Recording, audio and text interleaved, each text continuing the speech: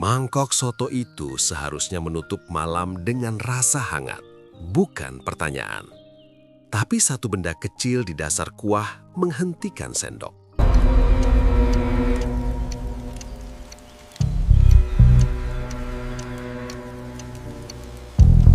Mangkok itu datang sebagai yang terakhir malam itu. Diletakkan pelan di atas meja kayu yang permukaannya sudah mengilap karena usia dan minyak kuah. Warung soto Pak Wiryo hampir tutup. Lampu bohlam kuning menggantung rendah, menarik bayangan panjang di lantai semen yang mulai dingin. Kami sudah terbiasa dengan suasana seperti ini. Ketika suara jalanan Kudus Wetan mereda dan hanya tersisa uap soto yang pelan-pelan menghilang. Aku mengaduk kuah perlahan. Sendok menyentuh dasar mangkok. Bunyinya berbeda dari biasanya. Ada sesuatu yang keras, bukan tulang ayam yang rapuh, bukan juga tulang sapi yang biasa kami temui. Aku menggesernya ke tepi mangkok, mencoba melihat lebih jelas di bawah cahaya redup.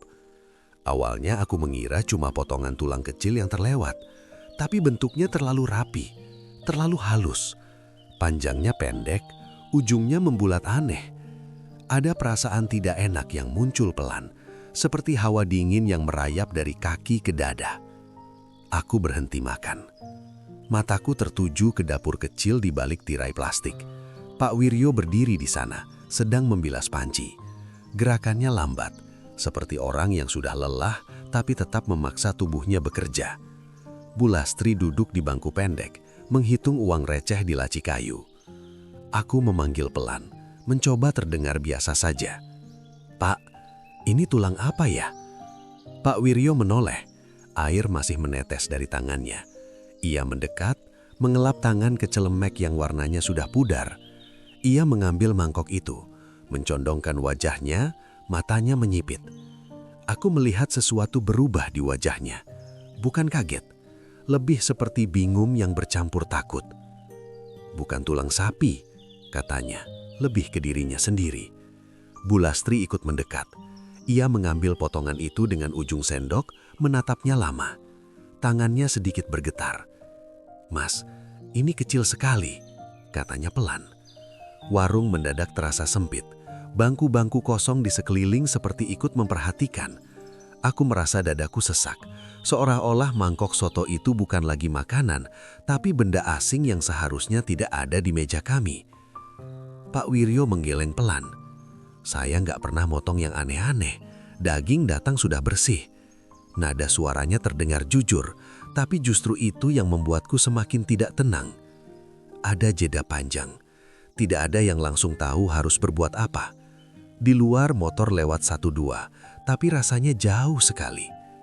Aku berdiri. "Pak, ini sebaiknya dicek."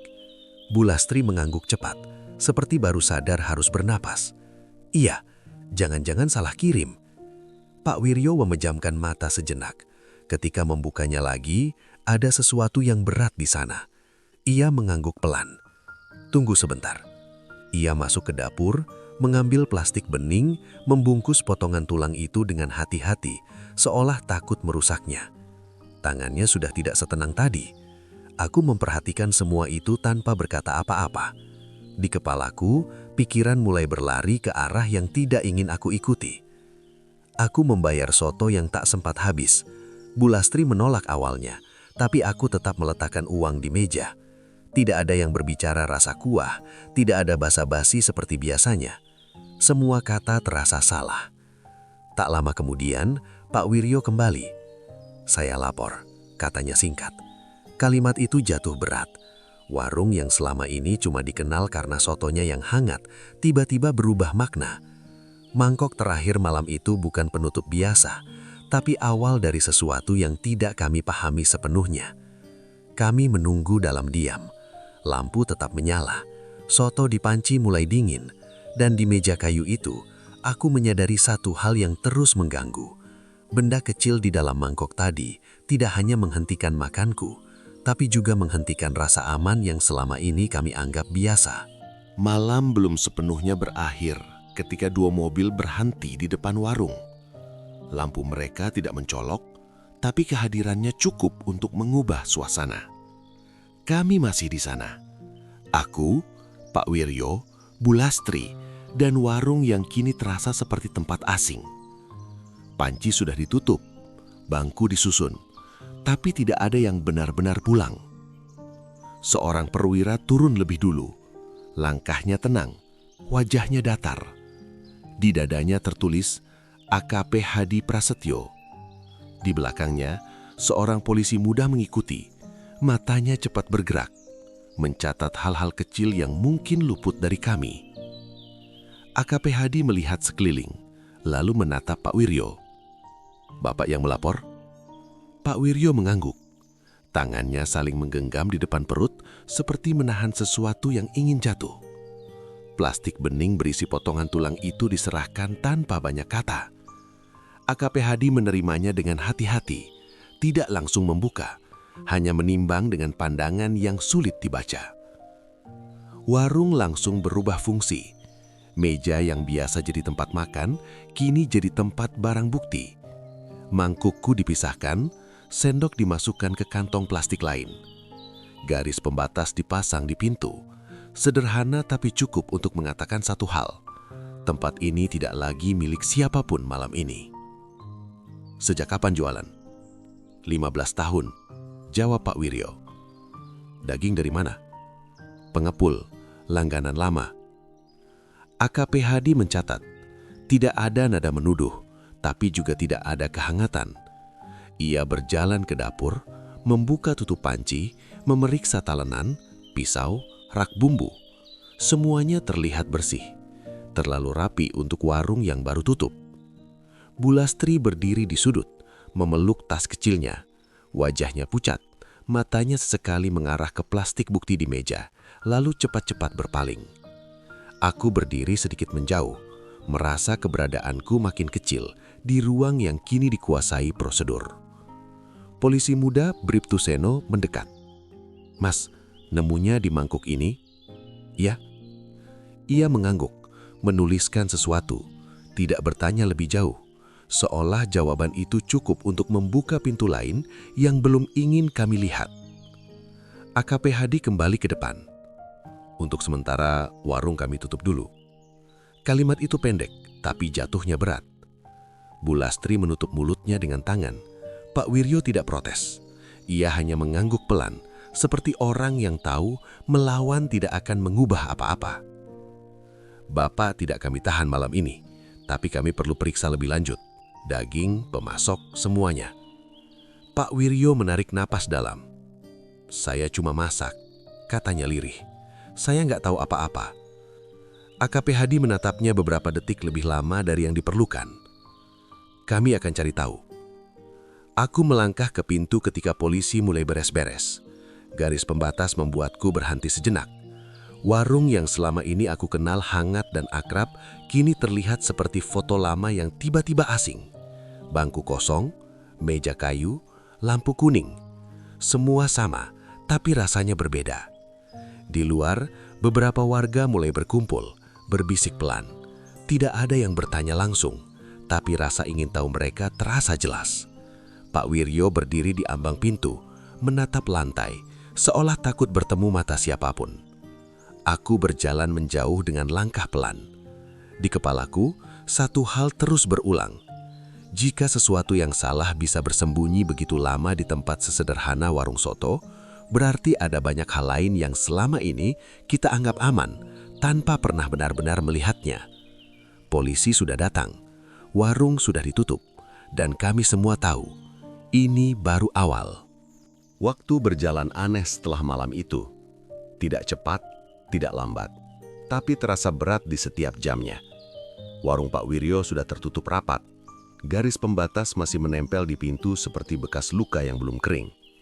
Orang-orang lewat, melirik, lalu berpura-pura tidak peduli. Nama warung itu mulai dibicarakan pelan-pelan, setengah berbisik, seolah takut kata-kata bisa mengundang sesuatu yang buruk. Kami dipanggil ke kantor polisi 2 hari kemudian. Ruangan itu dingin, dindingnya polos, bau kertas dan kopi basi bercampur jadi satu. AKP Hadi duduk di balik meja, map coklat terbuka di depannya. Wajahnya sama seperti malam itu, tenang, tapi ada sesuatu yang lebih berat di matanya. Aku duduk di kursi plastik, mencoba mengingat detil kecil yang mungkin terlewat. Bunyi sendok, bentuk tulang itu, cara Pak Wiryo terdiam. Semua terasa lebih jelas sekarang, seolah ingatan sengaja diputar ulang dengan cahaya yang lebih terang. Pintu terbuka. Seorang perempuan masuk, mengenakan jas putih, rambutnya diikat rapi. Namanya Dr. Maya Lestari. Ia tidak banyak bicara, langsung meletakkan beberapa lembar kertas di meja. AKP Hadi membacanya perlahan. Tidak ada ekspresi berubah drastis, tapi aku bisa melihat rahangnya mengeras. Ia mengangkat pandangan.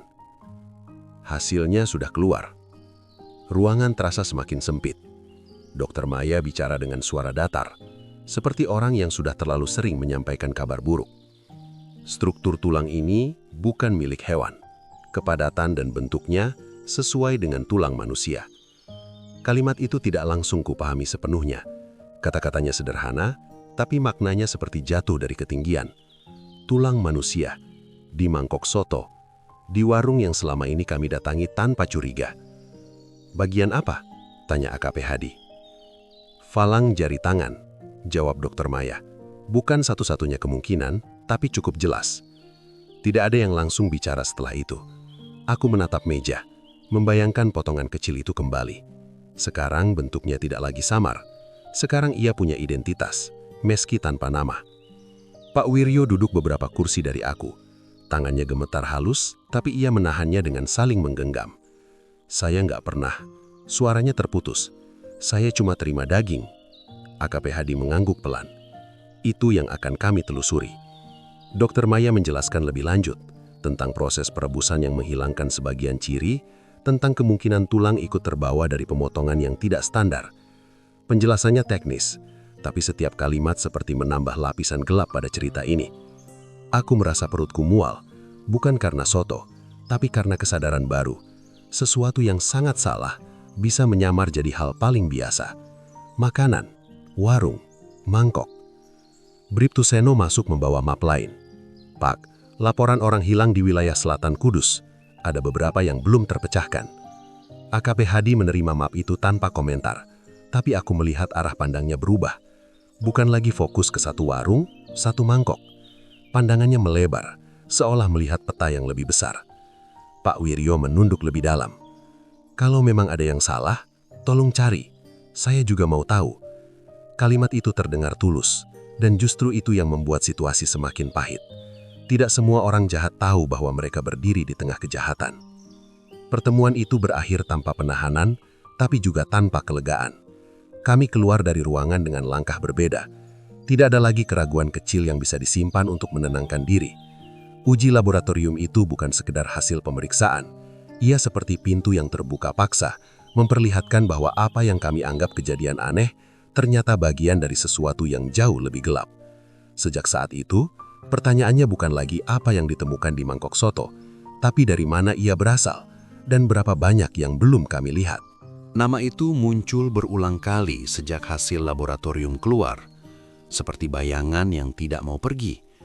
Sutrisno, pengepul daging dari Desa Rendeng. Alamatnya tercatat rapi di buku pesanan Pak Wiryo, lengkap dengan tanggal dan jumlah kiriman. Selama ini hanya dianggap bagian dari rutinitas, orang yang datang pagi-pagi dengan motor bak terbuka dan senyum singkat. Sekarang, nama itu terasa berbeda. Kami berangkat siang hari. Desa Rendeng terletak agak menjauh dari pusat Kudus, melewati sawah dan jalan sempit yang di kiri kanannya berdiri rumah-rumah rendah. Tidak ada yang terlihat mencurigakan.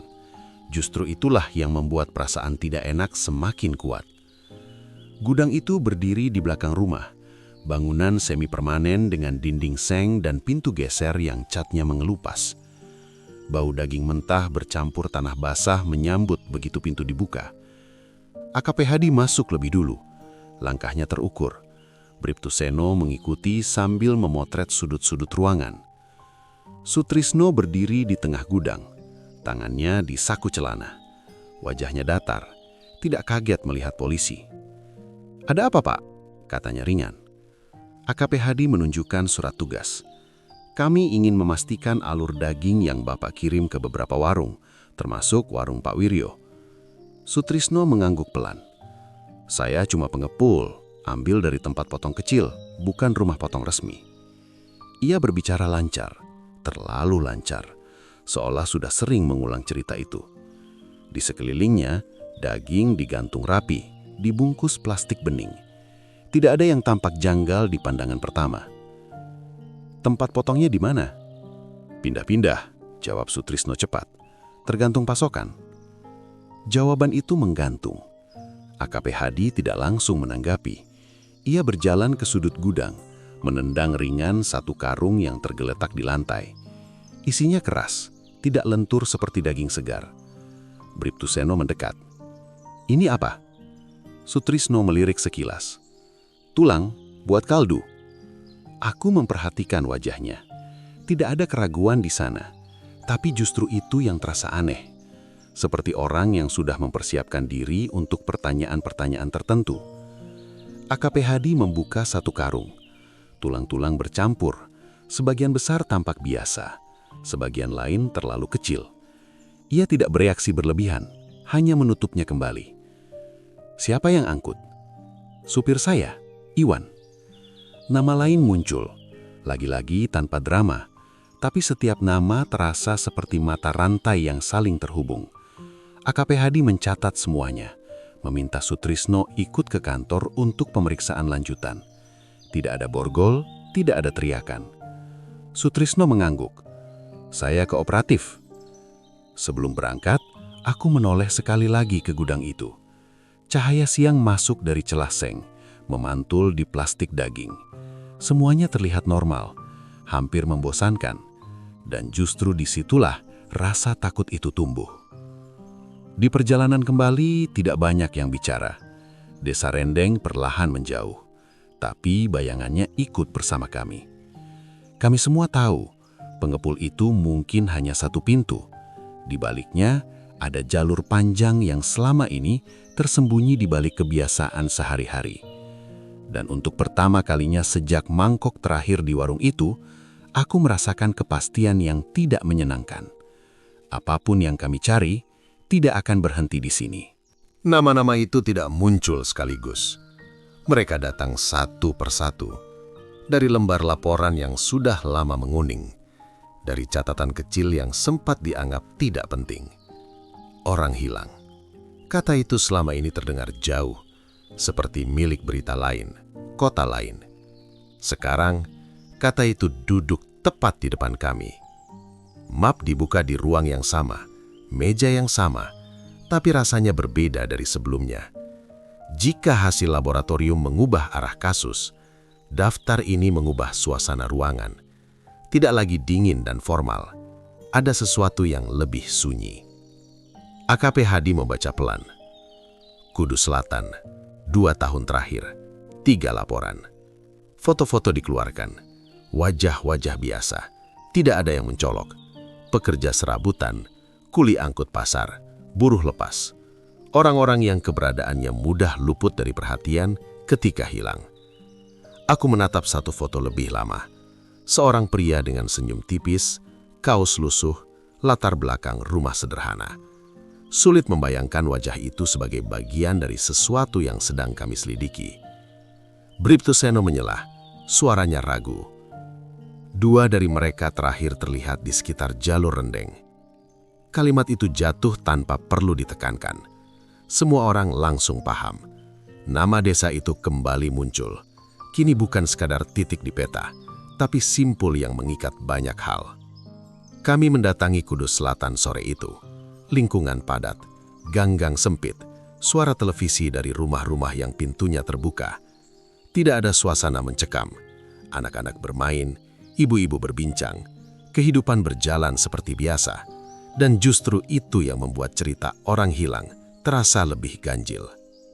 Rumah pertama milik Bu Sari, ibu dari salah satu pria di foto. Ia menyambut kami dengan mata yang sudah lelah oleh waktu. Ketika foto itu ditunjukkan, ia tidak terkejut. Sudah lama, katanya, pergi kerja, nggak pulang. Tangannya meremas ujung kerudung. Katanya ada angkut daging, bayarannya lumayan. Aku merasakan tenggorokan mengering. Kata daging kini tidak lagi netral. AKP Hadi bertanya pelan, hati-hati. Siapa yang ngajak? Bu Sari menggeleng. Gak tahu namanya. Orang pasar bilang dari Rendeng. Tidak ada tuduhan, tidak ada emosi meledak. Hanya kelelahan yang sudah mengendap terlalu lama. Bagi Bu Sari, kehilangan itu bukan misteri besar. Ia hanya lubang yang tidak pernah tertutup. Rumah kedua dan ketiga memberi pola yang sama. Janji kerja cepat, upah harian, lokasi yang disebut-sebut selalu berubah. Tapi arah ceritanya serupa. Rendeng, gudang, angkut daging. Di pos ronda, Rudi ketua RT membuka buku catatan. Kami lapor, Pak, tapi nggak ada tanda kekerasan. Orang dewasa, pergi sendiri. AKP Hadi mengangguk. Sekarang ceritanya berbeda. Kami kembali ke mobil dengan langkah lebih berat. Jejak itu kini jelas, tapi juga mengerikan. Ini bukan satu kejadian acak. Ini pola. Dan pola berarti niat. Aku menatap jalanan yang mulai sepi. Di kepalaku wajah-wajah di foto tadi bercampur dengan mangkok soto malam itu. Dua dunia yang seharusnya tidak pernah bertemu, kini terhubung oleh jalur yang sama. Di kantor, AKP Hadi menyusun ulang peta di papan. Titik-titik merah muncul, saling mendekat, membentuk garis menuju satu arah. Ini bukan lagi soal warung, katanya pelan. Ini jaringan. Kalimat itu tidak dramatis, tapi beratnya terasa di dada. Kasus ini telah berubah bentuk. Dari benda kecil di dasar mangkok, kini menjadi daftar manusia yang tidak pernah kembali. Aku menyadari satu hal yang sulit diterima. Orang-orang ini tidak hilang secara tiba-tiba. Mereka perlahan dihapus, di antara kesibukan kota, di balik rutinitas yang kita anggap wajar. Dan selama tidak ada yang memperhatikan, jejak itu akan tetap samar. Sekarang jejak itu mulai terlihat, dan seperti bekas kaki di tanah basah, ia menunjukkan arah yang tidak ingin kami tuju, tapi tidak bisa lagi kami hindari. Malam dipilih bukan tanpa alasan. Bukan untuk dramatisasi, tapi karena keheningan sering membuka celah yang tidak terlihat di siang hari. Desa Rendeng terlihat berbeda di bawah lampu kendaraan yang redup. Sawah di kiri kanan jalan menjadi bidang gelap tanpa batas, dan rumah-rumah seolah menutup diri lebih rapat dari biasanya. Kami berhenti agak jauh dari gudang. Tidak ada suara selain langkah kaki dan desah napas yang tertahan. Bangunan seng itu tampak sama seperti siang tadi. Biasa, diam. Tidak memberi tanda apapun bahwa ia menyimpan sesuatu. AKP Hadi memberi isyarat singkat. Pintu digeser perlahan. Engselnya berdecit pelan, cukup untuk membuat jantungku berdetak lebih cepat. Lampu senter menyapu ruangan, memantul di plastik dan permukaan logam. Daging masih tergantung, karung-karung masih tersusun. Pemandangan yang sudah kami lihat sebelumnya. Tapi malam membuat detail lebih terasa. Bribtu Seno berhenti di dekat sudut ruangan. Ia menunduk, menyentuh lantai semen dengan ujung jarinya. Ini beda, katanya pelan. Ada garis halus, nyaris tak terlihat membentuk kotak di lantai. Bekas sambungan. AKP Hadi berjongkok mengetuknya perlahan. Bunyi yang dihasilkan tidak padat. Perintah dikeluarkan singkat. Alat di bawah, semen dibongkar sebagian. Debu naik, bau lembab langsung menyergap, seperti ruang yang sudah lama tertutup dari udara. Di bawah lapisan tipis itu, ada papan kayu. Diangkat pelan. Lubang sempit terbuka. Cahaya senter masuk lebih dalam. Ruang kecil, rendah, cukup untuk seseorang berjongkok. Di sana, karung-karung lain tersusun. Tidak rapi, seolah diletakkan terburu-buru. Salah satu karung dibuka. Tidak ada yang bicara. Tidak perlu. Bentuk dan ukurannya sudah cukup menjelaskan bahwa ini bukan sisa hewan potong biasa. Terlalu kecil, terlalu spesifik, terlalu banyak. Aku merasakan tenggorokan mengeras. Bau di ruang itu bukan bau daging segar, lebih tua, lebih berat. Sutrisno dibawa masuk beberapa menit kemudian. Wajahnya yang siang tadi tenang kini berubah. Ia menatap lubang itu lama, lalu menunduk. Bahunya jatuh seperti orang yang akhirnya kehabisan tenaga untuk berpura-pura. AKP Hadi berdiri di depannya. Berapa? Pertanyaan itu singkat, tanpa emosi. Sutrisno menggeling pelan. Saya nggak hitung. Kami butuh angka. Ia duduk di lantai, tangannya menutup wajah. Suaranya keluar patah-patah. Saya cuma nyimpen. Ada yang ambil, ada yang nyuruh. Nama-nama mulai muncul. Tidak jelas, tidak lengkap, tapi cukup untuk menunjukkan bahwa ini bukan kerja satu orang. Ada alur, ada pembeli, ada perintah yang datang dari luar gudang ini. Dari mana asalnya? Sutrisno terdiam lama sebelum menjawab. Orang-orang yang gak dicari siapa-siapa. Kalimat itu lebih dingin dari udara malam. Bukan karena kebenciannya, tapi karena cara ia mengatakannya, seperti menyebut barang rusak. Aku menoleh ke lubang itu lagi. Karung-karung diam, tidak bergerak, tapi rasanya seperti ada sesuatu yang terus menekan dari dalam. Setiap karung bukan sekedar bukti, tapi akhir dari perjalanan seseorang. Penggerebekan selesai tanpa keributan. Tidak ada teriakan, tidak ada perlawanan. Hanya borgol yang terpasang dan langkah kaki yang menjauh dari gudang itu. Ketika kami keluar, udara malam terasa lebih berat. Desa Rendeng tetap sunyi. Lampu rumah menyala di kejauhan. Tidak ada yang tahu apa yang baru saja dibuka beberapa meter dari kehidupan mereka sehari-hari. Di mobil, tidak ada percakapan. AKP Hadi menatap ke depan, tangannya diam di setir. Bribtu Seno memegang map dengan erat, seolah takut isinya bisa menguap jika dilepas. Aku menyadari sesuatu yang mengganggu. Lubang di bawah gudang itu mungkin sudah ada lama, dan selama itu pula dunia di atasnya tetap berjalan normal. Orang makan, bekerja, pulang, tanpa tahu apa yang disimpan tepat di bawah kaki mereka. Penggerebekan tengah malam itu tidak memberi kelegaan. Ia hanya memastikan satu hal, bahwa apa yang kami temukan di mangkuk soto itu bukan kebetulan, melainkan ujung paling kecil dari sesuatu yang sudah lama berakar. Pagi datang tanpa membawa rasa lega. Berita tentang penggerebekan menyebar cepat, lebih cepat dari yang kami duga. Nama Desa Rendeng muncul di percakapan warung kopi, di layar ponsel, di obrolan singkat antar tetangga. Tapi tidak ada satupun yang benar-benar terdengar yakin. Semua bicara, tak ada yang merasa aman. Pak Wiryo datang ke kantor polisi 2 hari setelah penggerebekan. Bajunya rapi, tapi wajahnya tampak lebih tua. Garis di keningnya dalam, matanya cekung. Ia duduk di kursi yang sama seperti sebelumnya. Tangannya kembali saling menggenggam. "Warung saya?" tanyanya pelan. AKP Hadi menatap berkas di depannya, lalu mengangkat kepala. "Bapak tidak terlibat. Tidak ada bukti yang mengarah ke situ." Kalimat itu seharusnya melegakan, tapi Pak Wiryo tidak tersenyum. Ia hanya mengangguk, seolah menerima sesuatu yang sudah ia duga. "Kalau begitu, saya tutup saja." Tidak ada yang membantah, tidak ada yang menyarankan sebaliknya. Warung itu mungkin bersih dari hukum, tapi tidak dari ingatan. Dan di kota sekecil Kudus, ingatan lebih kuat dari apapun. Aku mendatangi warung itu beberapa hari kemudian. Pintu kayunya tertutup, catnya mulai mengelupas. Bangku masih tersusun di dalam, terlihat dari celah kecil di jendela. Tidak ada garis polisi lagi, tidak ada tanda resmi, tapi suasananya kosong, seperti ditinggalkan sebelum benar-benar siap. Di kepalaku, aku masih bisa melihat mangkuk terakhir itu.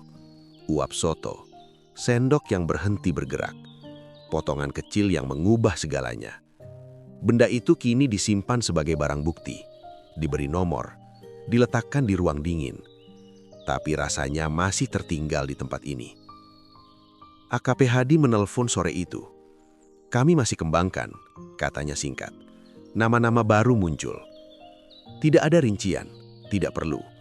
Dari caranya bicara, aku tahu kasus ini tidak akan selesai cepat. Sutrisno hanyalah satu simpul. Orang-orang yang ia sebut belum semuanya ditemukan. Jalur distribusi belum sepenuhnya terpetakan. Dan yang paling mengganggu, masih ada pertanyaan tentang berapa lama semua ini sudah berlangsung. Aku teringat ucapan Sutrisno di gudang malam itu. Orang-orang yang tidak dicari siapa-siapa. Kalimat itu terus berputar, menempel di benak seperti debu halus yang sulit dibersihkan. Bukan karena kejamnya, tapi karena kemungkinan ia benar. Beberapa keluarga orang hilang mulai dipanggil untuk identifikasi. Tidak semua mendapat jawaban. Ada yang hanya menerima kepastian tanpa jasad. Ada yang masih menunggu. Tidak ada adegan haru berlebihan. Yang ada hanya kelelahan panjang, seperti orang yang terlalu lama menggenggam harapan tipis. Kota kembali berjalan seperti biasa.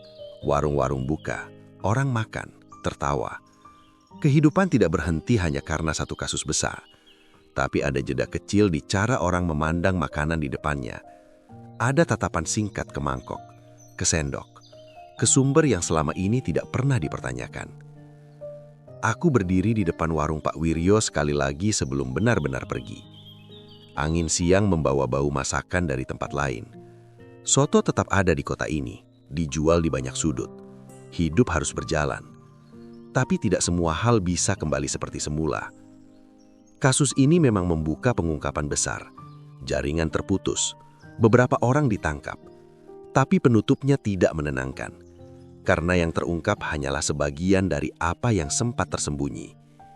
Dan sejak itu, setiap kali melihat mangkuk kosong di meja, aku selalu teringat satu hal sederhana, yang kini terasa menakutkan. Kadang hal paling mengerikan tidak datang dengan tanda bahaya, melainkan duduk diam di hadapan kita, menyamar sebagai sesuatu yang biasa.